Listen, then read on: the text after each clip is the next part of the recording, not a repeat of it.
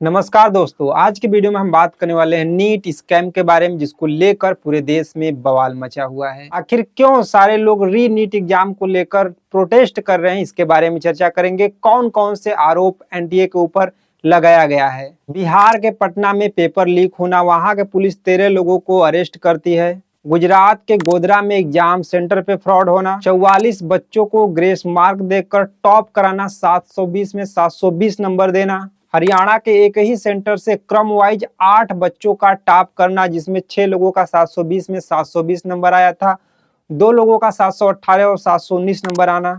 NEET scam का मामला इस समय हाई कोर्ट और सुप्रीम कोर्ट में चल रहा है। स्टूडेंट के साथ साथ कुछ बहुत बड़ी बड़ी जो संस्था है जो कोचिंग कराती हैं, वो लोग भी सामने आ रहे हैं, जैसे अलग सर हो गए, और बहुत लोग सुप्रीम कोर्ट में पीआईएल फाइल किए हैं। इन सारी चीजों को देखते हुए भी हमारे जो शिक्षा मंत्री है वो कहते हैं नीट एग्जाम में कोई भी धांधली, कोई भी भ्रष्टाचार नहीं हुआ है। दोस्तों, हमें लगता है अगर इस देश में किसी के पास पैसा है तो किसी भी एग्जाम से पहले पेपर को खरीद सकता है, पूरे के पूरे एग्जाम सेंटर को खरीद सकता है। आप देखे होंगे कि 2 करोड़ का कार लेकर एक माइनर लड़का 2 लोगों को रौंद देता है, जिनकी जान चली जाती है, और वहां पे कोर्ट उनको मात्र 300 शब्दों का एसे लिखने का सजा सुनाता है।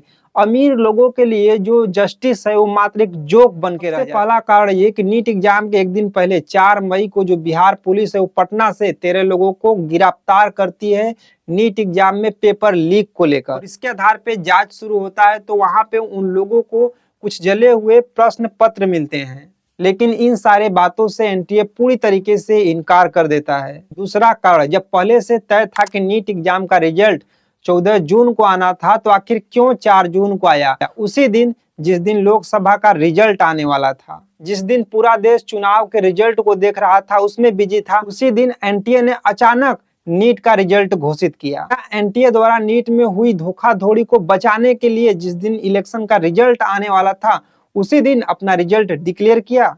तीसरा कारण, हर साल 2 या 3 बच्चे टॉप करते थे, जिनका 720 में 720 नंबर आया था। इस बार कैसे 67 बच्चों का 720 में 720 नंबर आया?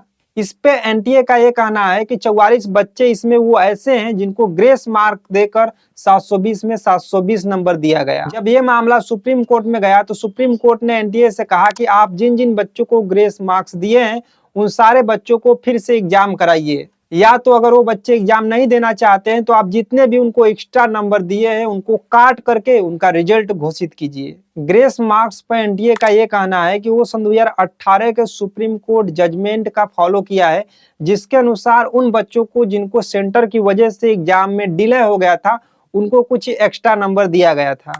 लेकिन सुप्रीम कोर्ट के अनुसार वो बस क्लैट एग्जाम के लिए था कि क्लैट एग्जाम में जिन बच्चों को अगर सेंटर की वजह से लेट हो गया है तो उनको कुछ एक्स्ट्रा नंबर मुआवजे के तौर पे दिया जाएगा।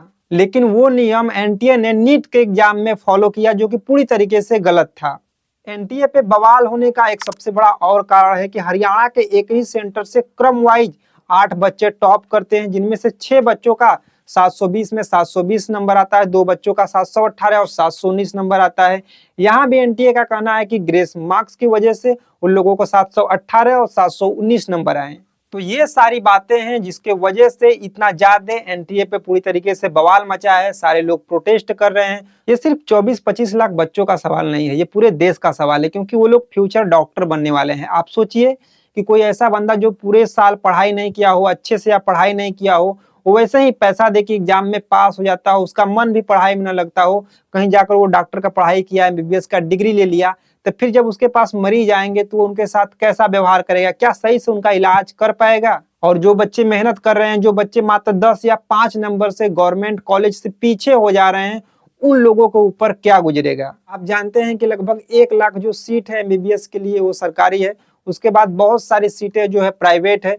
जो भी व्यक्ति प्राइवेट एमबीबीएस कर रहा है, कम से कम 50 लाख से 1 करोड़ रुपया उसका लग सकता है। जिस स्टूडेंट को अपने आप पे भरोसा नहीं है कि हमारा गवर्नमेंट कॉलेज में निकल जाएगा, वो गवर्नमेंट कॉलेज में अगर जाता है तो 50 लाख से 1 करोड़ रुपए देने होते हैं, तो उससे पहले वो क्या करता है, 20 से 25 लाख रुपया देकर कहीं ना कहीं नक्कल का जुगाड़ कर लेता है, जिसके वजह से वो वहां पे पास हो जाते हैं। और वो बंदा जो मेहनत कर रहा है वहां पर जाने के लिए, जो गरीब फैमिली से है, मिडिल फैमिली से है, जो 1 लाख 2 लाख रुपया देकर बस कोचिंग को ही पढ़ सकता है। मैं बहुत सारे लड़कों को देखा हूं जो 16 से 17 साल की उम्र में अपना घर छोड़कर आ जाते हैं तैयारी करने के लिए और 7 से 8 घंटा लाइब्रेरी में रूम पे अपनी कमर तोड़कर पढ़ाई करते हैं और उसके बाद जो रिजल्ट आता है पता चलता है कि रिजल्ट का मामला जो है वो कोर्ट में चला गया, पेपर लीक हो गया, कट ऑफ हाई हो गया। पहले तो आप प्रॉपर तरीके से पढ़ाई करो, मेहनत करो, फिर उसके बाद एग्जाम दो और एग्जाम के बाद जब रिजल्ट आता है तब उसके बाद सरकार से लड़ो, रोडों पे आओ, प्रोटेस्ट करो, तब जाके कहीं ना कहीं आपका अधिकार मिल सकता है। और तब भी ये पॉसिबल नहीं है